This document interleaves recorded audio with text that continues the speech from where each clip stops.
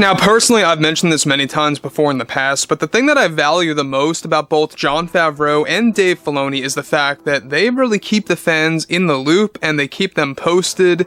They really share their goals and their ambitions in life with Star Wars and exactly what lies ahead with the Star Wars franchise, be it the shows or the movies.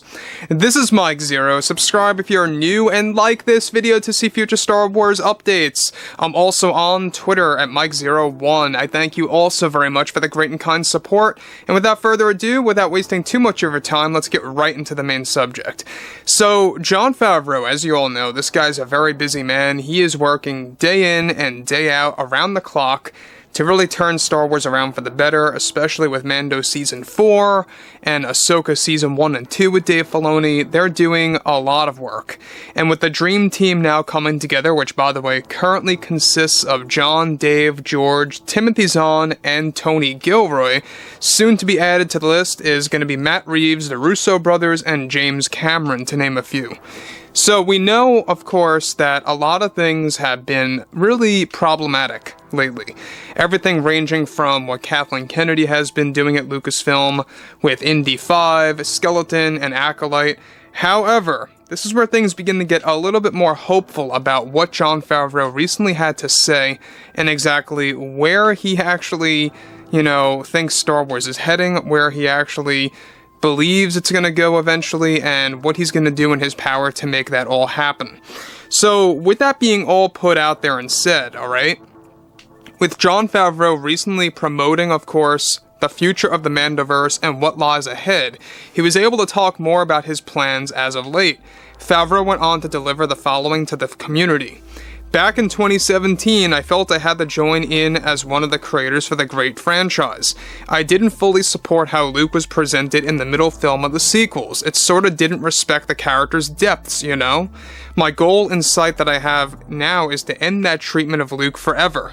I never want to see that happen to him again, and this is why I have been going over things with Dave and Mark on how we are going to respect Luke's story by adapting those Legends tales.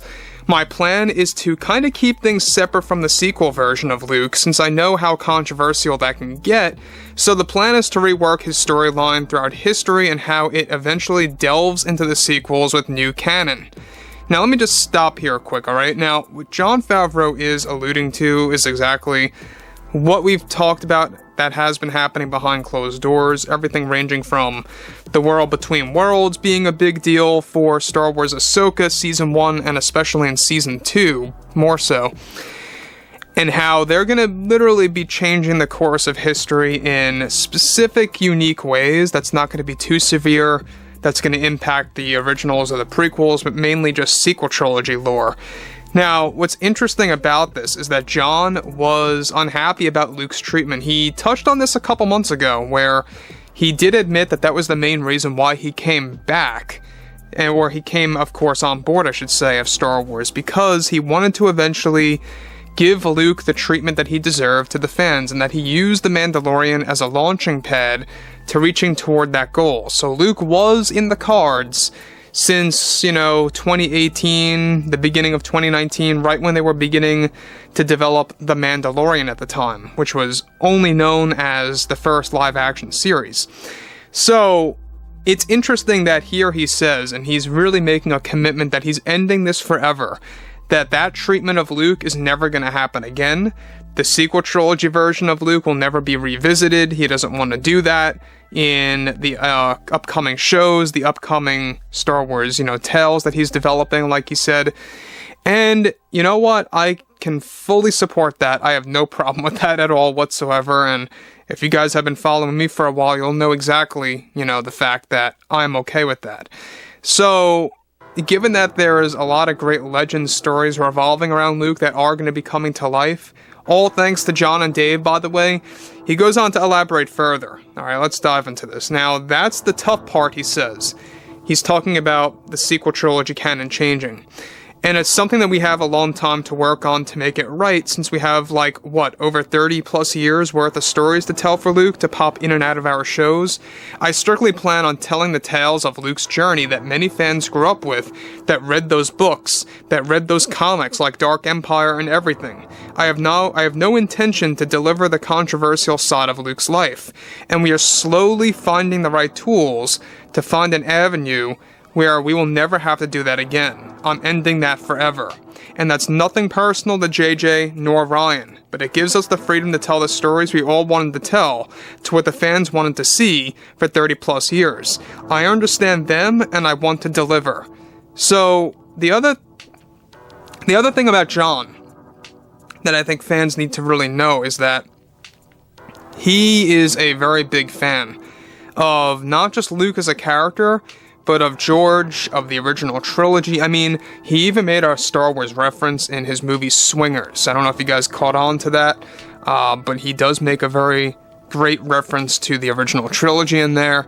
So he's not a fake fan by any means. This is not just a job to him.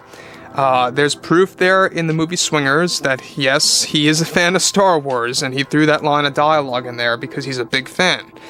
So this is a guy that grew up with the Legends lore, the comics, the books, all the like.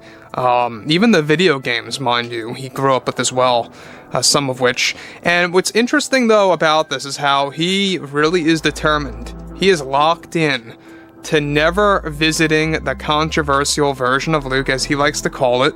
Other fans would like to say it's Jake Skywalker. You know, that's a common name that people throw around that was kind of coined by Mark Hamill.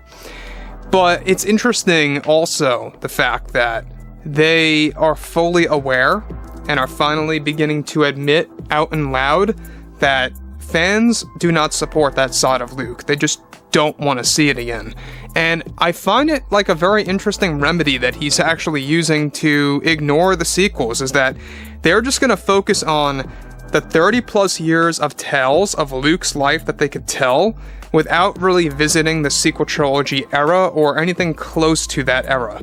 And so, like he said, they've got 30 plus years to explore before they would ever even have to get to that point that would create any kind of issues. And they have a lot of time to work with the WBW, the World Between Worlds, you know, and stuff like that to kind of even things out once they come to that point.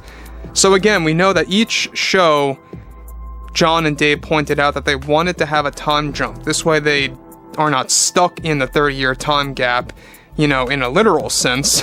They want some time jumps so they can at least move a couple years with each and every show and kind of build upon each and every aspect of that level. So it's interesting that Favreau is this motivated, and it's really refreshing to know that we do have somebody as passionate as him that's really trying to turn things around. Honestly, guys, I will be very direct. It makes me feel all the more reassured. It makes me feel very, worry-free about what they're about to do with Luke. We know that there is a Luke-centered series in the works. It's not necessarily a Luke Skywalker TV show in the sense, but it is going to focus on him and the surrounding new generation of Jedi and the tales of Luke, but it's going to be a group. It's going to be like an ensemble cast, where it's going to be an anthology show focusing on multiple characters. So that's also in the works. It's called codenamed Jedi Knight.